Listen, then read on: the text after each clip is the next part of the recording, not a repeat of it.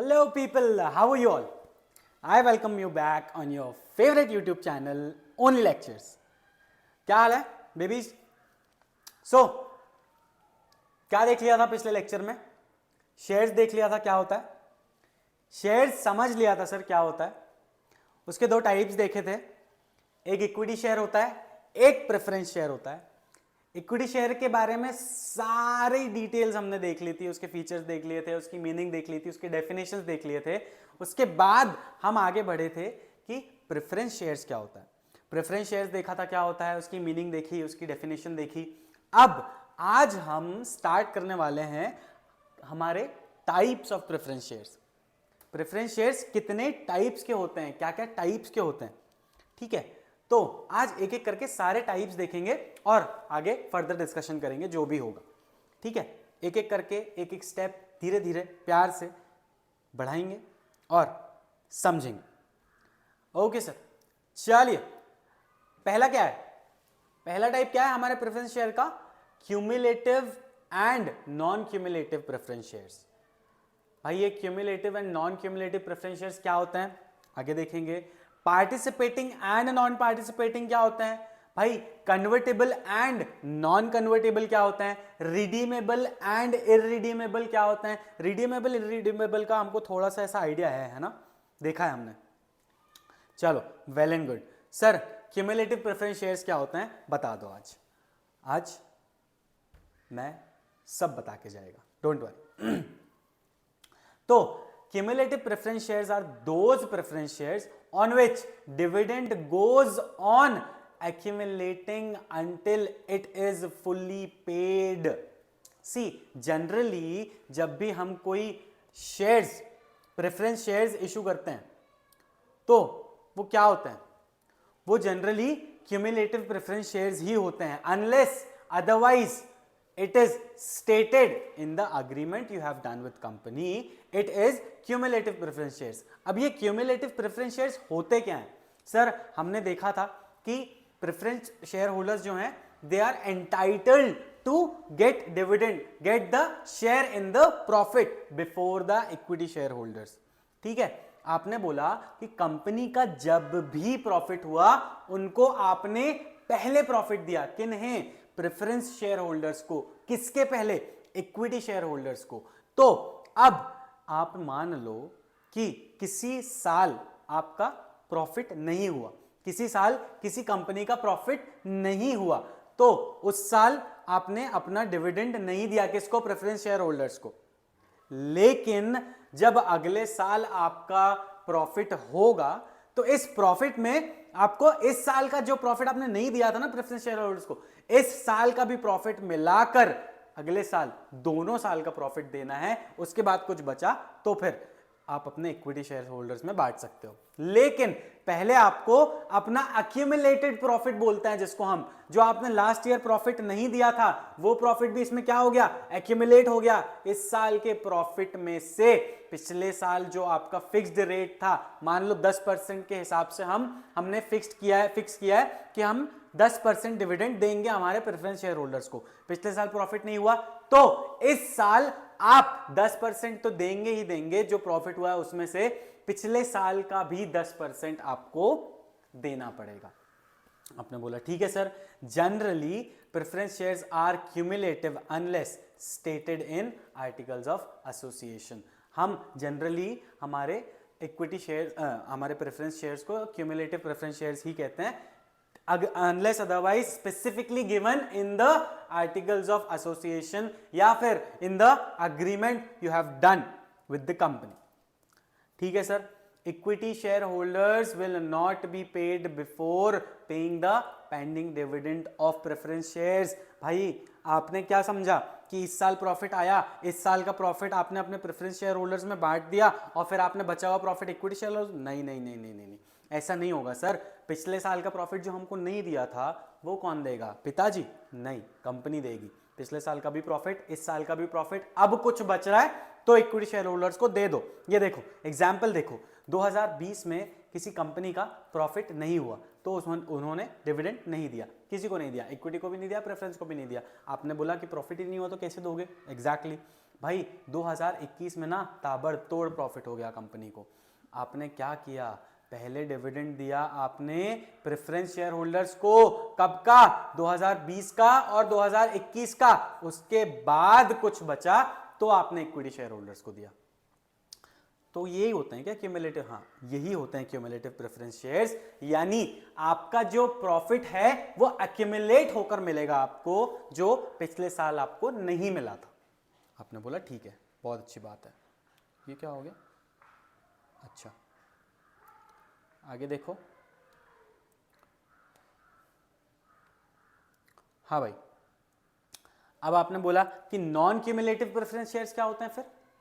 Non cumulative उसका opposite, भाई आपको पिछले साल का डिविडेंड नहीं दिया जाएगा, ठीक है, आपका डिविडेंड अक्यूमुलेट नहीं करा जाएगा। जिस साल कंपनी ने प्रॉफिट किया है उस साल आपको हम डिविडेंड दे देंगे, लेकिन आप बोलो कि आपकी कंपनी ने पिछली बार हमको डिविडेंड नहीं दिया क्योंकि आपको प्रॉफिट नहीं हुआ था, तो इस साल का दो, तो हम ऐसा नहीं करेंगे भाई। आप हमारे क्यूमुलेटिव प्रेफरेंस शेयर होल्डर्स नहीं है, आप हमारे non cumulative preference share holders हैं, तो आपका जो प्रॉफिट है वो आपको इसी साल का डिविडेंड दिया जाएगा, आपको पिछले साल का नहीं दिया जाएगा। क्यों, क्योंकि आप non cumulative preference share holders हैं, आपके पास नॉन क्यूमुलेटिव प्रेफरेंस शेयर्स हैं, यानी those preference shares whose dividend does not get accumulated, यानी वो आपको जोड़कर पिछले साल का डिविडेंड जोड़कर नहीं देंगे। अगर प्रॉफिट नहीं हुआ था तो भैया उस साल भूल जाओ, आपको कुछ डिविडेंड मिलने वाला है। Dividend not paid in a year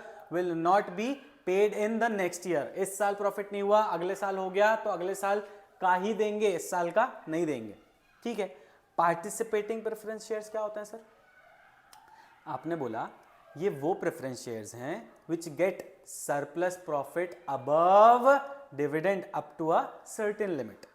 हमने इन शेयर्स के ऊपर ना एक सर्टेन लिमिट लगा रखी है कि हमने सारे प्रेफरेंस शेयर होल्डर्स को दे दिया। अब बारी आई हमारे पार्टिसिपेटिंग प्रेफरेंस शेयर होल्डर्स की। ये पार्टिसिपेटिंग वर्ड जो है ना, ये पार्टिसिपेटिंग वर्ड क्यों यूज कर रहा है, because they are participating in our remaining profit, they are getting profit from our retained earnings. हमारी रिटेन्ड अर्निंग में से भी up to a certain limit, ये लिमिट कंपनी डिसाइड करती है, up to a certain limit they get the profit from the retained earning, from the remaining profit of our last year. क्या कर रही है कंपनी, कंपनी ने एक agreement कर रखा है, इन लोगों को पार्टिसिपेटिंग प्रेफरेंस शेयर्स दे रखे हैं और उनको कहा है कि भाई आपको up to a certain limit company अपने रिटेन्ड अर्निंग में से भी डिविडेंड देगी, ठीक है। वेल एंड गुड, समझ में आया है, एकदम सिंपल प्लेन सादी भाषा में। प्रेफरेंस शेयर, हमारे पार्टिसिपेटिंग प्रेफरेंस शेयर्स वो हैं जो जिन पार्टिसिपेटिंग प्रेफरेंस शेयर होल्डर्स हमारे वो हैं जिनको हमारी रिटेन्ड अर्निंग में से भी थोड़ा सा हिस्सा हम देंगे up to a certain limit, बस, ठीक है। Surplus profit means retained earning. आपने बोला ठीक है सर। नॉन पार्टिसिपेटिंग क्या होता है, उसका opposite, no share in surplus profit, भूल जाओ, दफा हो जाओ, निकल जाओ, नहीं मिलेगा रिटेन्ड अर्निंग में से। Generally preference shares are not participating, non-participating unless otherwise specifically given or stated in articles of association। अगर articles of association में stated नहीं है ये चीज, तो आप जनरली क्या हैं, आप प्रेफरेंस शेयर्स वो वाले प्रेफरेंस शेयर होल्डर्स हैं जो नॉन पार्टिसिपेटिंग है। आपने बोला ठीक है सर। अब कन्वर्टेबल से क्या समझ में आ रहा है, कन्वर्टेबल से क्या समझ में आ रहा है, कन्वर्टेबल प्रेफरेंस शेयर्स, बिना देखे बताओ। कन्वर्टेबल प्रेफरेंस शेयर्स सर, आपने बोला कि कन्वर्टेबल प्रेफरेंस शेयर्स वो प्रेफरेंस शेयर्स हैं जो आगे जाकर कन्वर्ट हो जाएंगे। किस चीज में कन्वर्ट हो जाएंगे सर, इक्विटी में कन्वर्ट हो जाएंगे। After a certain point of time, after a certain period of time, आपके ये जो कन्वर्टेबल शेयर्स हैं, प्रेफरेंस कन्वर्टेबल प्रेफरेंस शेयर्स, ये आगे जाकर इक्विटी में कन्वर्ट हो जाएंगे। इसीलिए हम इनको क्या बोल रहे हैं, convertible preference shares, shares which get converted into equity shares after certain period specified. जो भी टाइम पीरियड आपने स्पेसिफाई किया है आपके शेयर्स पे या आपके अग्रीमेंट पे या आपके आर्टिकल्स पे कि भाई इतने इतने टाइम पे हम आपको इक्विटी में कन्वर्ट कर देंगे आपके प्रेफरेंस शेयर्स को भाई नॉन कन्वर्टेबल जो इक्विटी में कन्वर्ट नहीं होंगे, जो नॉर्मल प्रेफरेंस शेयर्स हैं जो कन्वर्टेबल नहीं है, preference shares which are refunded after a certain fixed period. एक फिक्स पीरियड होता है, हमने देखा था, एक फिक्स्ड पीरियड होता है, एक फिक्स्ड रेट होता है या फिर एक फिक्स्ड अमाउंट होता है, देखा था हमने प्रेफरेंस शेयर के केस में। तो ये नॉर्मली जैसे चलते आ रहे हैं कि आपको एक स्पेसिफिक टाइम पे आपसे प्रेफरेंस शेयर्स हम रिफंड ले लेंगे और आपको पैसा दे देंगे, आपको कैपिटल जो भी आपने लगाई है हमको आपको वापस कर देंगे। Such shares must be fully paid, यानी आपको आपकी मान लो फेस वैल्यू कितनी है, 10 रुपए की है आपके शेयर की, आपने 10 में से 8 ही रुपए दिए हैं, तो आपको भाई ये वाले शेयर्स जो है ना इनको फुली पेड ही होना पड़ेगा रिफंडेबल होने के लिए। अब मान लो कंपनी ने आपको रिफंड करने वाली है, आपके शेयर्स रिडीम करने वाली है, तो आपने तो भाई शेयर की पूरी वैल्यू दी ही नहीं है, 10 रुपए का शेयर था आपने 8 ही रुपए दिए। ऑल्दो ऐसा नहीं होता है, इतने लंबे टाइम तक कंपनी नहीं खींचती है, अगर आपने पैसा नहीं दिया उनके बुलाने पर तो कंपनी आपके शेयर्स जब्त कर लेती है। हमने फॉरफीचर ऑफ शेयर्स देखा है और अकाउंट्स में आप हरीश सर से डिटेल में पढ़ने वाले हो कि क्या होता है फॉरफीचर ऑफ शेयर, ठीक है। तो बस ये ध्यान रखो कि आपने अगर अपने फेस वैल्यू का पूरा पैसा दिया है, यानी 10 के 10 रुपए दिए हैं, तो ही आपको आपके शेयर्स रिफंड हो सकते हैं, आपके शेयर रिडीम हो सकते हैं, ठीक है। Redeemed out of divisible profit और फ्रेश इशू ऑफ शेयर्स। अब ये समझना, डिविजिबल प्रॉफिट मतलब रिटेन्ड अर्निंग की बात कर रहा है, जो भी हम हमारा प्रॉफिट डिविडेंड डिवाइड करने वाले थे उस पैसे में से, या फिर हमारा जो सरप्लस प्रॉफिट है उस पैसे में से हम रिडीम करते हैं, यानी रिफंड देते हैं उन लोगों को, प्रेफरेंस शेयर्स लेके उनको पैसा रिफंड करते हैं। किस में से, कहां से कर सकते हैं, एक तो हमारे सरप्लस प्रॉफिट में से, हमारी रिटेन्ड अर्निंग में से, या फिर fresh issue of shares. Fresh issue of shares. अब ये फ्रेश इशू ऑफ शेयर्स क्या है, कंपनी ने ना कोई कंपनी ने नए शेयर्स इशू कर दिए, कंपनी ने नए शेयर्स इशू किए और उनसे नए शेयर होल्डर्स से पैसा लिया और इस पैसे से आपको आपके शेयर्स रिडीम कर लिए, यानी आपको आपके पैसे वापस लौटा दिया और शेयर्स रख लिए, रिडीम कर दिया। कैसे किया, फ्रेश इशू ऑफ शेयर से, कोई नए शेयर्स आपने इशू करके वो पैसा कहां लगा दिया, अपने रिडम्पशन पे लगा दिया, रिडम्पशन ऑफ प्रेफरेंस शेयर पे लगा दिया, ठीक है, जायज है, कर सकते हो, ठीक है सर। इररिडीमेबल प्रेफरेंस शेयर्स क्या होता है भाई, इररिडीमेबल प्रेफरेंस शेयर्स यानी वो शेयर्स जो आप रिडीम नहीं कर सकते, यानी आप रिडीम नहीं करेंगे, आप वापस नहीं लेंगे, ये ताउम्र वैसे ही रहेंगे। लेकिन यूजुअली देखो ऐसा नहीं होता है, सी मैंने यहाँ पे अलग से इसलिए ये चीज लिखी है, every preference share is a redeemable preference share because it is specified in companies act that no company can issue preference shares which are irredeemable। जो shares preference shares irredeemable हैं, कंपनी वो शेयर्स इशू नहीं कर सकती है, वो उनको redeem करना ही पड़ेगा। हाँ, हम उन्हें इररिडीमेबल क्यों बोलते हैं, क्योंकि उनमें ना ऐसा कोई स्पेसिफिक टाइम नहीं लिखा होता है कि आप इतने फिक्स्ड टाइम में ये शेयर्स रिडीम करने वाले हो, इसीलिए हम उन्हें इररिडीमेबल बोलते हैं। But every company has to redeem their share, redeem their preference share. आप ऐसे कोई शेयर्स प्रेफरेंस शेयर्स इशू नहीं कर सकते हैं जो इररिडीमेबल है। हाँ, आपने उन्हें इररिडीमेबल इसलिए बुलाया क्योंकि आपने जो प्रेफरेंस शेयर्स इशू किए हैं उन पे आपने लिखा नहीं है कि आप कितने, कोई स्पेसिफाइड टाइम नहीं लिखा है कि आप इस टाइम पे वो शेयर्स क्या कर लेंगे, वो शेयर्स वापस रिडीम कर लेंगे, लेकिन आपको रिडीम करना ही पड़ेगा। There is no specification on when they are going to be redeem, इसलिए हम उन्हें इररिडीमेबल बुला रहे हैं। It shall be redeemed at the time of winding up of the company but the redemption is mandatory. आपको भले ही वो shares कब रिडीम करना पड़ेगा, जब आपकी कंपनी बंद हो रही है, जब आपकी कंपनी वाइंड अप हो रही है, तब करना पड़ेगा, लेकिन आपको करना पड़ेगा। यानी आप समझे ना क्यों इनको इररिडीमेबल बोला है? इररिडीमेबल शेयर्स इशू नहीं कर रही है कंपनी, लेकिन इररिडीमेबल शेयर का कंसेप्ट है, एग्जिस्ट करता है। इनको इररिडीमेबल क्यों कहा गया है? क्योंकि इनमें कोई स्पेसिफाइड टाइम नहीं है कि इनका रिडम्पशन कब होगा। ठीक है, वेल एंड गुड, क्लियर है, बढ़े आगे। ओके सर, चलो रिटेन्ड अर्निंग। भाई रिटेन्ड अर्निंग कितने बार दे रहा है एक ही चैप्टर में, ऊपर भी पढ़ा था, है ना? फिर से पढ़ लेते हैं, दिया है तो पढ़ना पड़ेगा सर। रिटेन्ड अर्निंग क्या है? इतने बार सुन लिया, इतने बार जान लिया कि अब तो ऐसा लगता है कि यार भाई तू ना रात को 2 बजे भी उठा के पूछेगा ना हमसे कि रिटेन्ड अर्निंग क्या होती है, तो हमको पता है, हम बता देंगे। ये मेरी क्या गलती है यार, ये दिया है ना तुमको बुक में, पढ़ना तो पड़ेगा ना। चलो आओ, रिटेन्ड अर्निंग क्या है? Earnings are not constant in business, so any company should keep aside some part of their earnings during high profit time. जरूरी थोड़ी है कि हर बार ही प्रॉफिट हो कंपनी को, मतलब इंटेंट वही रहता है कंपनी का कि वो चाहती है कि उन्हें हर बार प्रॉफिट हो, लेकिन ड्यू टू सम अनसर्टेनिटीज हो सकता है ना कि हमें प्रॉफिट नहीं हुआ कभी। तो कंपनी क्या करती है, जब उसका हाई टाइम रहता है, प्रॉफिट का हाई टाइम रहता है, जब वो बहुत ज्यादा प्रॉफिट कमाई हुई होती है, तो वो अपने प्रॉफिट्स का एक हिस्सा साइड पर निकाल के रख देती है और उसको बुलाती है रिटेन्ड अर्निंग्स। मतलब मैंने अपनी अर्निंग्स को रिटेन करके रखा है, रिजर्व करके रखा है। आपने बोला ठीक है sir, wise company do not distribute entire अरे यार ये प्रोजेक्ट क्यों लिखा है, प्रॉफिट है ये, entire profit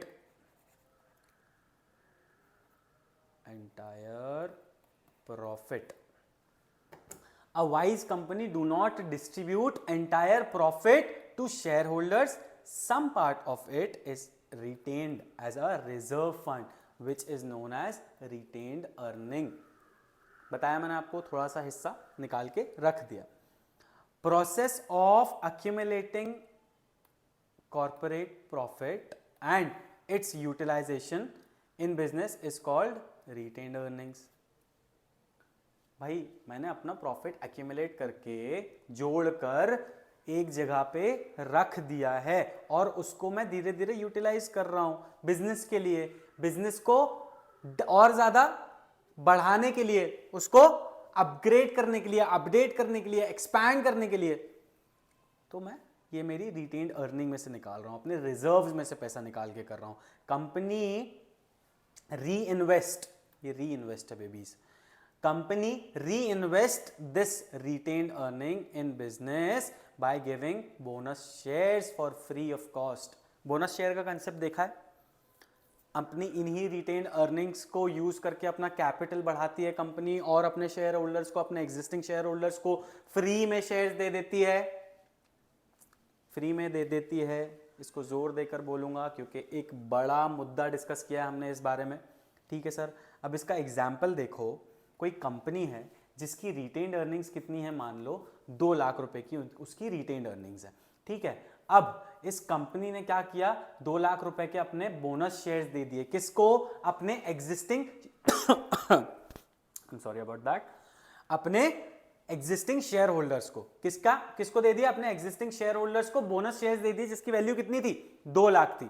for this company is using retained earning, for this company is using its retained earning. तो अब मुझे ये बताओ, यहां देखो मेरे कंपनी का, अरे सजनी तुम कहां चले गए? सजनी तुम यहीं हो, वापस आ जाओ। हाँ भाई, ये एक बैलेंस शीट है कंपनी की। कंपनी की पहले जो शेयर कैपिटल थी ना वो 5 लाख रुपए की थी। ठीक है, अब इस 5 लाख रुपए की शेयर कैपिटल को इसने 2 लाख से बढ़ा दिया। कैसे बढ़ाया? क्योंकि इसके पास जो रिजर्व्स था ना, 2 लाख रुपए का जो रिजर्व्स था ना, 2 लाख रुपए की जो रिटेन्ड अर्निंग थी ना, उसका कंपनी ने क्या किया? उसका कंपनी ने अपने एग्जिस्टिंग शेयर होल्डर्स को बोनस दे दिया, बोनस शेयर्स दे दिए। बोनस कैसे दिया? शेयर्स के फॉर्म में दिया। तो अब जब कंपनी ने शेयर्स दिए तो कंपनी का कैपिटल बढ़ा या नहीं बढ़ा? ऑफ कोर्स सर, 2 लाख रुपए तो कंपनी के पास 2 लाख रुपए आए ना शेयर के नाम पे, भले ही हमने वो हमारी रिटेन्ड अर्निंग से यूज कर लिया, भले ही हमने हमारे एग्जिस्टिंग शेयर होल्डर से वो पैसा नहीं लिया, तो ये 2 लाख रुपए हमने हमारी रिटेन अर्निंग में से माइनस करके हमारी शेयर कैपिटल में लगा दिए। अब हमारी शेयर कैपिटल जो है वो कितने की हो गई, वो 7 लाख की हो गई, और हमारी रिटेन अर्निंग जो है वो 0 हो गई। अब हमारे पास रिटेन अर्निंग के नाम पर कुछ नहीं है। हमारी रिटेन अर्निंग कितनी हो गई, हमारी रिटेन अर्निंग हो गई 0। लेकिन वहीं जहां मेरी शेयर कैपिटल 5 लाख रुपए की थी, अब वो कितने की हो गई, वो कितने की हो गई, वो 2 लाख रुपए 7 लाख रुपए की हो गई। 2 लाख ऐड कर दिए ना और हमने, ठीक है sir. Now see share capital and retain earning balance is, sorry, now retain earning is converted into share capital and retain earning balance is now 0। भाई शेयर कैपिटल जो है वो हमारी परमानेंट कैपिटल है, ये हमको पता है। तो हमने क्या किया यहां पे, हमने हमारी रिटेन्ड अर्निंग को, हमारे प्रॉफिट्स को कैपिटलाइज किया। हमने हमारे प्रॉफिट्स को, हमारे रिटेन्ड अर्निंग को कैपिटलाइज किया और इसको किस में कन्वर्ट कर दिया, इसको हमने कन्वर्ट कर दिया हमारी शेयर कैपिटल में। आपने बोला, इसको हमने बुलाया कैपिटलाइजेशन ऑफ प्रॉफिट या फिर प्लॉगिंग बैक ऑफ प्रॉफिट, यानी हमने हमारे प्रॉफिट को अपने ही कंपनी में रीइन्वेस्ट करके उसको उसके शेयर्स दे दिए और अपना प्रॉफिट अपने पास ही रखा। आपने बोला ठीक है, या फिर इसे सेल्फ फाइनेंसिंग भी बोलते हैं। कंपनी ने अपने आप को खुद को ही फाइनेंस दे दिया। कैसे, ये प्रॉफिट अपने शेयर कैपिटल में कन्वर्ट कर लिया और उसके बदले में शेयर होल्डर्स को क्या दे दिया, शेयर्स दे दिए, बोनस शेयर्स दे दिए। आपने बोला ठीक है sir, simple and cheapest method of raising finance. अब मुझे ये बताओ, जब कंपनी बाहर से पैसा उठाती है तो उसको क्या करना पड़ता है, कितनी सारी चीज़ें, कितनी सारी फॉर्मेलिटीज़ पूरी करनी पड़ती हैं भाई, कितनी सारी मिडिलमैन से, जो हमने इंटरमीडियरीज बोला था जिन्हें, हमारे कितने सारे इंटरमीडियरीज से उन्हें डील करना पड़ता है, उनका फिर उनकी फीस दो, फिर उसके बाद कितने सारे लीगल खर्चे रहते हैं भाई, आरओसी को नोटिस देना पड़ता है, हमारे कितनी सारी चीज़ें रहती हैं जब कंपनी बाहर से पैसा रेज करती है। ये कितनी आसानी से, कितना जल्दी टाइम बचा के ये काम हो गया भाई, हमारा सिंपल काम हो गया, हमारा कॉस्ट भी ज़्यादा नहीं लगा और हमारा टाइम भी ज़्यादा नहीं लगा, हमारा टाइम भी बच गया। आपने बोला ठीक है, used bye established company and it is an internal source of finance. हम कहीं बाहर गए क्या, कंपनी कहीं बाहर गई क्या पैसा लेने के लिए, अंदर ही अंदर सब हो गया, इंटरनली सब हो गया। आपने बोला कि ये कंपनी जो थी ये एस्टैब्लिश्ड कंपनी थी, यानी इसके पास पहले से प्रॉफिट था, तभी तो इसने अपने प्रॉफिट का कैपिटलाइजेशन किया, तभी तो इसने अपने प्रॉफिट को प्लॉग किया, तभी तो इसने अपने आप को सेल्फ फाइनेंस किया। कैसे किया, क्योंकि इनके पास प्रॉफिट था। This company was well established company, it has profit. तो इसने अपने प्रॉफिट को चैनलाइज किया, कैपिटलाइज किया और अपनी शेयर कैपिटल बढ़ा ली। ठीक है, ठीक है सर। अब आगे देखते हैं डिटर्मिनेंट्स ऑफ रिटेन अर्निंग, क्या क्या फैक्टर्स हैं हमारे रिटेन अर्निंग के, क्या क्या फैक्टर्स हैं भाई। Total earning of the company, अगर प्रॉफिट ज़्यादा हो रहा है तो हमारी रिटेन अर्निंग्स भी ज़्यादा रहेंगी। It also depends on top level management attitude, यानी हमारे बोर्ड ऑफ डायरेक्टर्स इस चीज़ को कैसे डील करते हैं, हमारे प्रॉफिट को कैसे चैनलाइज करते हैं। यार या तो डिविडेंड बांट दे रहे हैं सारा, या फिर अपने पास रख रहे हैं वो लोग, ये डिपेंड करता है किस पे, हमारे टॉप लेवल मैनेजमेंट पे, हमारे जो डायरेक्टर्स हैं उन पे। मान लो अगर डायरेक्टर्स ने डिसाइड किया मेरे पास प्रॉफिट है, कंपनी के पास प्रॉफिट है और हमने सारा प्रॉफिट बांट दिया, तो हमारे पास रिटेन अर्निंग्स रहेंगी क्या, हमारे पास बचा हुआ पैसा रहेगा क्या, कैसे रहेगा। हमने तो सारा पैसा हमारे शेयर होल्डर्स में बांट दिया ना, डिवाइड कर दिया ना, उन्हें डिविडेंड दे दिया ना उन्हें, तो हमारे पास रिटेन अर्निंग रहेगी क्या, नहीं रहेगी। तो ये हमारे डायरेक्टर्स के ऊपर भी डिपेंड करता है कि वो कैसे डील करते हैं इन सब चीजों से, उनका क्या एटीट्यूड है towards our retain earnings, our profits. आपने बोला ठीक है सर। फिर उसके बाद टैक्सेशन पॉलिसीज देखी हमने, क्या टैक्सेशन पॉलिसीज हैं। अगर हमारी कंपनी कोई ऐसा काम कर रही है जिसमें टैक्स रेट ज़्यादा है, जिसको टैक्स ज़्यादा देना पड़ता है, तो हमारा प्रॉफिट जो है वो हो सकता है कि रिलेटिवली थोड़ा कम हो। अब मैं टैक्सेस दूंगा तो मेरी कंपनी का प्रॉफिट थोड़ा तो कम जाएगा ना यार, कहीं ना कहीं तो उसमें कमी पेशी होगी रिलेटिवली, जिस कंपनी में ज्यादा टैक्स नहीं लग रहा है। आपने बोला सही कह रहा है, तो जहां टैक्स रेट ज्यादा है वहां कंपनी का प्रॉफिट कम होगा, हेंस हमारी रिटेन्ड अर्निंग्स भी कम होंगी। अब देखो ना यार, less savings on profit, profit में थोड़ी कम सेविंग हो रही है क्योंकि पैसा टैक्स देने में ज्यादा लग जा रहा है। तो आपने बोला ठीक है सर। अब देखो डिविडेंड पॉलिसी क्या बोलती है। डिविडेंड पॉलिसी यानी क्या, policy made by board of directors with related to distribution of profit, distribution of dividend. It is the biggest factor. हमारे बोर्ड ऑफ डायरेक्टर्स के पास राइट है, they can choose not to distribute dividend and no share holder can compel them. आपने ये पढ़ा है, हमने बोला ठीक है sir. Conservative policy helps in having good accumulated profits. अब मान लो हमारे जो डायरेक्टर्स हैं दे आर कंजर्वेटिव, वो कंजूस हैं। कंजूस मतलब वो वाले कंजूस नहीं, they are willing to do something good for the company, they want to expand the business of the company. वो चाह रहे हैं कि आपका कैपिटल अप्रिसिएशन हो, आपको शेयर्स में ज्यादा पैसा मिले। कंजर्वेटिव है वो पैसा जो प्रॉफिट में आया है उसको वापस से रीइन्वेस्ट करके कंपनी को एक्सपांड करना चाहते हैं, दे कैन डू सो। तो ये क्या हुआ, ये डिविडेंड पॉलिसी हुई कि वो they decided not to distribute dividend, ठीक है। But it also affects share holders as they get dividend at low rate. अब भाई वो प्रॉफिट को इस्तेमाल कर रहे हैं अपने बिजनेस के, अपने कंपनी के एक्सपेंशन में, तो अब रिटेन अर्निंग कम बच रहा है उनके पास, तो डिविडेंड जो है वो डिविडेंड भी कम मिल रहा है। तो कुछ शेयर होल्डर्स हैं जो अप्रिशिएट करते हैं इस चीज को, कुछ शेयर होल्डर्स हैं जो चाहते हैं कि हमको डिविडेंड मिले, तो it affects the share holders. आपने बोला ठीक है सर। अब गवर्नमेंट कंट्रोल भी एक फैक्टर है हमारे रिटेन्ड अर्निंग्स का, कि company has to work as per the policies and rules and regulations of government. क्या पॉलिसीज हैं, क्या रूल्स हैं, क्या रेगुलेशंस हैं, आगे बताता हूं।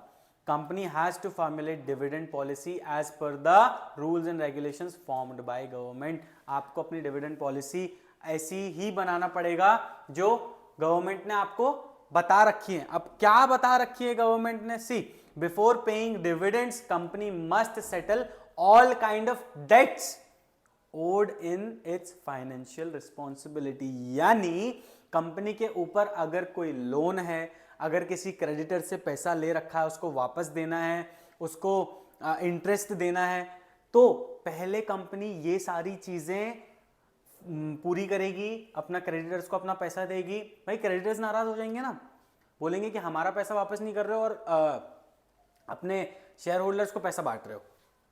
ऐसा तो थोड़ी होता है, एक हायरार्की रहती है कि आपको किस हिसाब से, ये गवर्नमेंट ने पॉलिसीज बना रखी हैं डिविडेंड के लिए कि आपको पहले अपने क्रेडिटर्स का पैसा देना है, फिर उसके बाद अपना कोई इंटरेस्ट है तो अपना लोन है तो उस पर इंटरेस्ट देना है। अगर वो आउटस्टैंडिंग है, तो अगर वो ड्यू हो चुका है आपके ऊपर आउटस्टैंडिंग आपको देना ही है और आप दे नहीं रहे हो, वो पैसा देने की जगह आप डिविडेंड डिस्ट्रीब्यूट कर रहे हो, आप ऐसा नहीं कर सकते।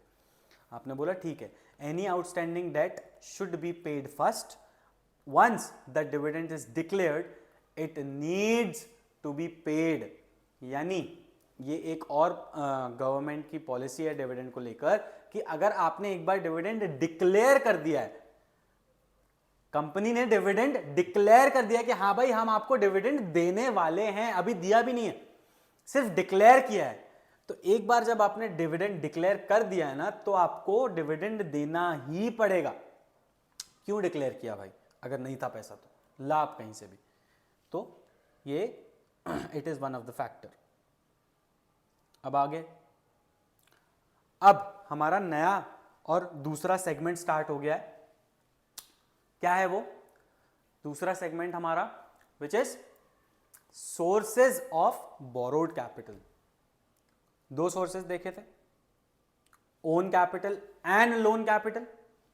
बोरोड कैपिटल, ओन कैपिटल में हमने सारी बातें कर ली, शेयर्स में इक्विटी शेयर्स, प्रेफरेंस शेयर्स, फिर उसके बाद हमने ओन कैपिटल में देखा था रिटेन्ड अर्निंग्स पे भी बात कर ली। अब हम हमारे लोन कैपिटल पे आ जाते हैं। याद है स्टार्ट करते टाइम बताया था 40 लाख रुपए मैंने अपने ओन कैपिटल में से लिए थे, यानी शेयर्स से लिए थे, और जो 10 लाख थे वो मेरे बोरोड कैपिटल में से लिए थे, मतलब मैंने लोन लिया था। तो अब ये जो बोरोड कैपिटल है मेरी, अब हम इसके बारे में बात करने वाले हैं कि बोरोड कैपिटल क्या है भाई साहब। समझते हैं क्या है चीज, ठीक है। अब बोरोड कैपिटल का बेसिक समझो एक बार। Only owned capital is not own capital है ये, owned capital is not sufficient, hence company needs to borrow some capital to supplement its owned capital। मेरी owned capital sufficient नहीं है मेरे लिए, तो मैं शेयर्स से पैसा नहीं जुटा पा रहा हूं, मेरे लोग नहीं दे रहे हैं मुझे पैसा। अब मुझे क्या करना पड़ेगा, अब मुझे अपने लोन फंड्स का इस्तेमाल करना पड़ेगा, यानी जो पैसा मैंने लोन लिया है, जो मैंने बोरो किया है, मुझे अब बोरो करना पड़ेगा पैसा। Company express provisions in memorandum of association, memorandum of association authorises company to borrow money. भाई एमओए जो है कंपनी का, वो कंपनी को ऑथोराइज करना चाहिए कि हाँ यू कैन बोरो मनी, आप पैसा उधार ले सकते हैं, ठीक है। उसके बाद आर्टिकल्स में क्या है, state how these power shall be exercised, यानी आप लोन तो ले सकते हैं, पैसा बोरो तो कर सकते हैं, लेकिन आप ये पैसा कैसे बोरो करेंगे, और ये पैसा बोरो करने के लिए आप जो भी एक्टिविटी, जो भी फंक्शन परफॉर्म करने वाले हैं, उसकी पावर्स किसके पास हैं, who will exercise these powers, generally board of directors करते हैं। हमने देखा है हमारे कंपनी का मैनेजमेंट जो है वो बोर्ड ऑफ डायरेक्टर्स के हाथ में होता है। शेयर होल्डर्स ने अपनी थोड़ी सी पावर डेलीगेट कर रखी है, किसको, बोर्ड ऑफ डायरेक्टर्स को, ठीक है। याद करो बचपन में जाओ, एक कंसेप्ट पढ़ा था अल्ट्रा वायरस। अल्ट्रा वायरस में हमने देखा था कि अगर बोर्ड ऑफ डायरेक्टर्स ने अपनी कैपेसिटी से, अपनी औकात से अगर ज्यादा बड़ा ट्रांजैक्शन किया तो वो अल्ट्रा वायरस हो जाता है, ठीक है। ये हमने कंपनी के केस में पढ़ा था, लेकिन डायरेक्टर्स के केस में भी यही सेम सी चीज होती है कि अगर उनको जितनी पावर डेलीगेट की है उससे ज्यादा पावर उन्होंने एक्सरसाइज की तो वो चीज अल्ट्रा वायरस हो जाती है। तो जनरली बोर्ड ऑफ डायरेक्टर्स ही देखते हैं कि कितना लोन चाहिए हमको या कितना बोरोड मनी ले सकते हैं, अगर उनकी लिमिट से ज्यादा है तो वो शेयर होल्डर्स से अप्रूव करवाएंगे, ठीक है। Private company can borrow money immediately after its incorporation। आपने बोला कि प्राइवेट कंपनी बनने के तुरंत बाद ही अपना पैसा लोन अमाउंट के थ्रू अपनी कैपिटल रेज कर सकती है, यानी बोरो करके अपनी कैपिटल रेज कर सकती है। लेकिन जब आपने प्राइवेट कंपनी के अलावा पब्लिक कंपनी की बात की, तो पब्लिक कंपनी ना ऐसे तुरंत इनकॉर्पोरेट होने के तुरंत बाद ऐसा बोरो नहीं कर सकती पैसा, लोन अमाउंट, लोन के थ्रू कैपिटल रेज नहीं कर सकती कंपनी तुरंत इनकॉर्पोरेट होने के बाद। आपने बोला ऐसा क्यों सर?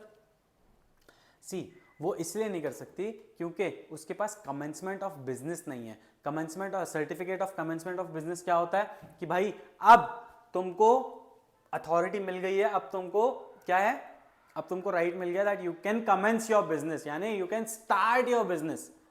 भाई आपने बोला ऐसा क्यों? क्योंकि कंपनी के पास ना commencement of certificate of commencement of business कब आता है, जब कंपनी इनकॉर्पोरेट हो जाती है ना, तो उसके पास ये राइट होता है कि वो 180 दिन के अंदर, इनकॉर्पोरेशन जब हुआ है, इनकॉर्पोरेशन से 180 दिन के अंदर उसको अपना कमेंसमेंट ऑफ सर्टिफिकेट लेना पड़ता है। तो जब तक वो नहीं ले रही है अपना commencement of business, certificate of commencement of business, company gets certificate of commencement of business within 180 days after its incorporation। उसके पास जब तक उसका certificate of commencement of business नहीं आ जाता तब तक वो बोरो नहीं कर सकती पैसा। जिस दिन आ गया 180 दिन के अंदर आ जाता है, या उस ऐसे नहीं आता है, आपको लेना पड़ता है, ठीक है। 180 दिन के अंदर आपको आपका certificate of commencement of business लेना पड़ता है। तो जब भी आपके हाथ में सर्टिफिकेट आ जाएगा, आप अपना बिजनेस आप अपना कैसा बोरो करके पैसा रेज कर सकते हैं। आपने बोला ठीक है। अब capital can be borrowed for short term, medium term, long term loan.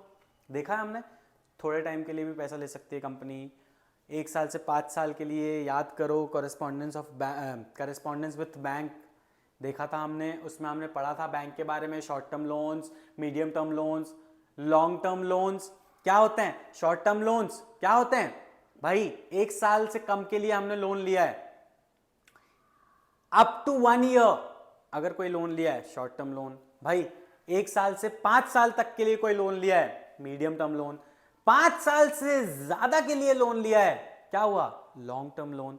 तो कैसे, इन तीनों टर्म्स के हिसाब से भी कैपिटल रेज की जा सकती है। आपने बोला ठीक है, it is better to borrow at later stage when company wants to expand itself or it wants to diversify its business। अब ये एक्सपेंशन और डाइवर्सिफिकेशन इतने बार देख चुके हैं हम लोग कि अब तो जैसे ही सुना एक्सपेंशन हमको वो इमेजिन हो जाना चाहिए, वो वाला एग्जाम्पल, आईफोन का जो एग्जाम्पल दिया है मैंने तुम लोगों को बार बार बताया है कि कंपनी एक्सपैंड करती है। फाइनेंस में भी बताया था, फाइनेंस जब हम देख रहे थे तो एक्सपैंड करने के लिए, डाइवर्सिफाई करने के लिए फाइनेंस लगता है हमें, ठीक है। तो जब भी ये फाइनेंस कहाँ से आ रहा है, अब यहाँ पे ये बता रहा है कि भाई बोरोड कैपिटल जो है आप अपने एक्सपेंशन, अपने डाइवर्सिफिकेशन के लिए यूज कर सकते हो, लेकिन it is better to take this capital और to borrow money in the later stage. Starting में मत लो, बाद में लेना तो ले लो, इट इज बेटर। ये सब्जेक्टिव है, इसके बाद जैसी जिसकी मर्जी है ना, ठीक है। अब borrowed capital can be raised bye issue of debentures. अब ये इशू ऑफ डिबेंचर्स क्या है, आगे आने वाला है। एक्सेप्टिंग डिपॉजिट्स, आपने बोला हमको पता है तो क्या बोलने वाला है, आगे आने वाला है, वेरी गुड। बॉन्ड्स, भाई उसके बाद लोन ले लिया, बैंक से ले लिया या किसी फाइनेंशियल इंस्टीट्यूशन से ले लिया। अब आपने बोला बैंक में और फाइनेंशियल इंस्टीट्यूशन में डिफरेंस क्या है, आगे आने वाला है, ठीक है सर। आगे बढ़ते हैं। Interest is to be paid on amount borrowed at fix rate and borrowed amount is to be repaid after certain period. भाई जो पैसा मैंने लिया है, जितना पैसा मैंने बोरो किया है, उस पैसे पे मुझे इंटरेस्ट देना है। किसे, कंपनी को। याद है हमने पढ़ा था, जब कंपनी अपना कैपिटल स्ट्रक्चर बनाती है तो उसे ध्यान रखना चाहिए कि उसके कैपिटल स्ट्रक्चर में जो इक्विटी और डेट का, यानी इक्विटी और बोरोड फंड्स का जो कॉम्बिनेशन है, वो ऐसा बहुत ज्यादा डेट नहीं होना चाहिए कंपनी में। क्योंकि सी, अगर कंपनी प्रॉफिट्स कर रही है तब तो ठीक है, लेकिन अगर कंपनी प्रॉफिट्स नहीं कर रही है तब भी आपको ये जो इंटरेस्ट इस पे बन रहा है, आपका जो आपने बोरो किया है पैसा, उसमें आपको इंटरेस्ट तो तब भी देना है, तो ये ज्यादा रिस्की होता है। आपने बोला ठीक है, and borrowed amount is to be repaid after a certain period. अब ये बोरोड अमाउंट को हम हमारा प्रिंसिपल अमाउंट भी कहते हैं कि भाई ये मेरा प्रिंसिपल अमाउंट है, मैंने इतना पैसा लिया है, इस पैसे में आपको मैं up to a certain period of time interest दे रहा हूं, और फिर जब ये टाइम पीरियड खत्म हो जाता है तो मैं ये आपको पूरा अमाउंट रीपे कर दूंगा। जब तक वो टाइम नहीं खत्म हो रहा तब तक तो मैं आपको उस पर इंटरेस्ट दे रहा हूं। मान लो मैंने ये अमाउंट 10 साल के लिए लिया है, तो मैं 10 साल तक आपको, मैंने इंटरेस्ट डिसाइड किया है कि 10% मैं आपको हर साल इंटरेस्ट दूंगा, तो ये मैं 10 साल तक आपको इंटरेस्ट दे रहा हूं। ये 10 साल जैसे ही खत्म हो गए, मैंने आपको आपका क्या किया, प्रिंसिपल अमाउंट रीपे कर दिया। आपने बोला ठीक है। अब सी, ये इश्यू ऑफ डिबेंचर बहुत बोल रहा था ये, अब ये डिबेंचर आ गया। डिबेंचर क्या है देखते हैं। Debenture is nothing, debenture is as good as share, ठीक है। मेरे को पता है तुम लोग मारोगे ये सुन के, but in share when a company issues a share they offer the ownership, but debenture के केस में we do not offer ownership, we pay them interest.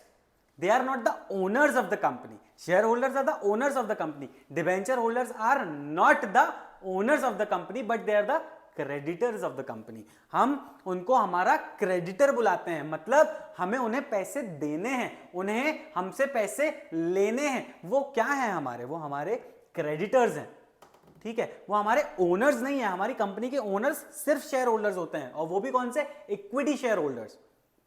लेकिन debenture holders are not the owners of the company. आपने बोला according to,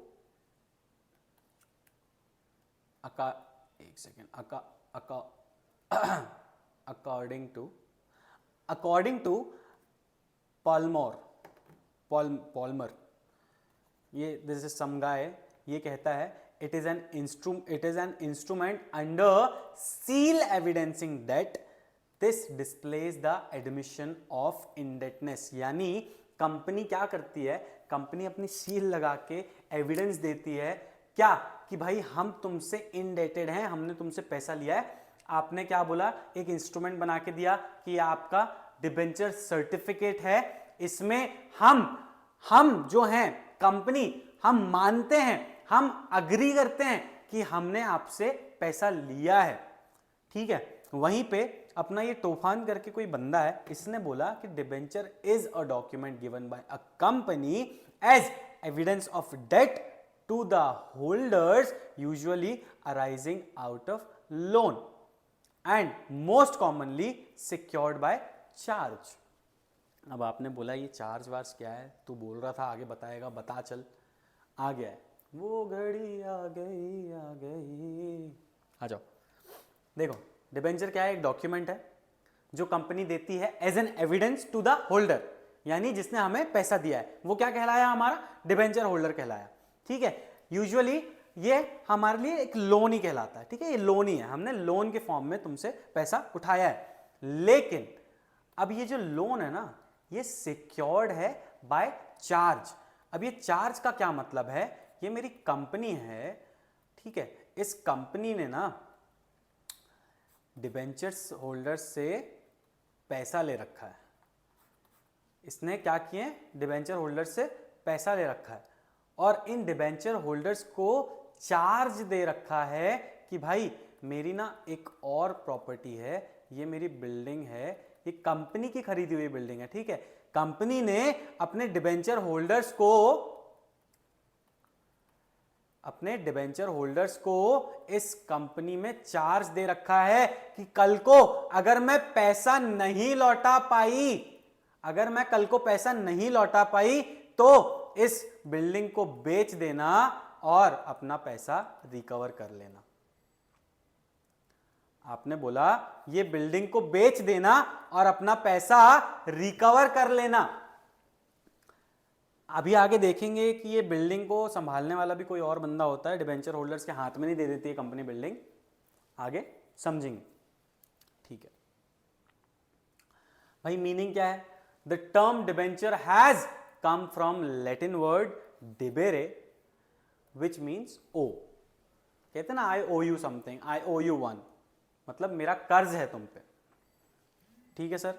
debenture is a document which is given by company as an acknowledgement in the form of debenture certificate। Company आपको एक debenture certificate दे रही है और acknowledge कर रही है, यानी मान रही है। एक्नॉलेज कर रही है यानी मान रही है कि भाई मैंने आपसे पैसा लिया है, मैं आपकी कर्जदार हूं, मैं आपको इंटरेस्ट देते रहूंगी, इतने इतने टाइम तक इतना इतना इंटरेस्ट देते रहूंगी, और जब ये टाइम खत्म हो जाएगा तो आपको आपका प्रिंसिपल अमाउंट वापस कर दूंगी। ये मैं शपथ लेती हूं। ये कहां लिख के देती है? डिबेंचर सर्टिफिकेट में, ठीक है। ये देखो कॉमन सील लगा के देती है अपनी, थप्पा लगवा लो।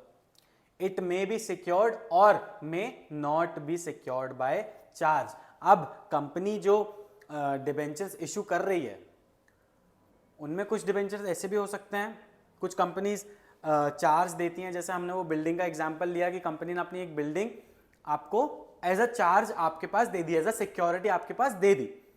लेकिन कुछ डिबेंचर्स ऐसे भी इशू करती है कंपनी जिसमें चार्ज नहीं होता है, जिसमें कोई सिक्योरिटी नहीं होती है, उनको हम अनसिक्योर्ड डिबेंचर्स कहते हैं, ठीक है। आगे देखेंगे। भाई साहब फीचर बता रहा हूं क्या क्या फीचर्स हैं डिबेंचर के। A company gives debenture holders its word that it owes so and so amount of company via debenture certificate. देख लिया, कंपनी ने शपथ ली है, आई शपथ, मैं आपको पैसा वापस कर लूंगी. That's what she said. Hey bye bye. चलो, फेस वैल्यू क्या है? जनरली हाई होती है किसके? विजाविज, विजाविज यानी एज कंपेयर्ड टू शेयर्स. हमारे शेयर्स से ज्यादा फेस वैल्यू होती है. जनरली 100 रुपए फेस वैल्यू होती है हमारे किसकी? डिबेंचर्स की. या तो 100 रुपए होगी या फिर इन द मल्टीपल ऑफ 100. ठीक है, ठीक है sir. Next, time of repayment. Due date is mentioned in debenture certificate at the time of issue and amount is repaid on maturity date. ये मैच्योरिटी डेट क्या है? यानी मैंने अपने डिबेंचर्स 10 साल के लिए, 10 इयर्स के लिए आपको इशू किए थे. अब ये 10 साल खत्म हो गए, इसको कहेंगे मेरी मैच्योरिटी डेट. मेरे डिबेंचर्स मैच्योर हो गए, बड़े हो गए, बच्चे बड़े हो गए. ठीक है, ये सब कहाँ मेंशन रहता है? ये हमारे डिबेंचर सर्टिफिकेट में मेंशन रहता है. ठीक है, चल आगे बताओ. सी, प्रायोरिटी ऑफ पेमेंट. अब इनको हम प्रायोरिटी देते हैं even over preference share holders. Preference share holders को पैसा मिलेगा बाद में, पहले डिबेंचर होल्डर्स को दो. Debenture holders have priority in repayment of capital over other Clements. यानी डिबेंचर होल्डर्स के नीचे हो भाई साहब, प्रेफरेंस शेयर्स, इक्विटी शेयर्स सब बाद में, पहले डिबेंचर. पहले हमको पैसा दो, फिर जिसको बांटना है बांटो. जो अदर क्लेमेंट्स हैं, जो क्लेम कर रहे हैं, जो डिविडेंड क्लेम कर रहे हैं, जो पैसा क्लेम कर रहे हैं, उनको बाद में, पहले डिबेंचर होल्डर्स.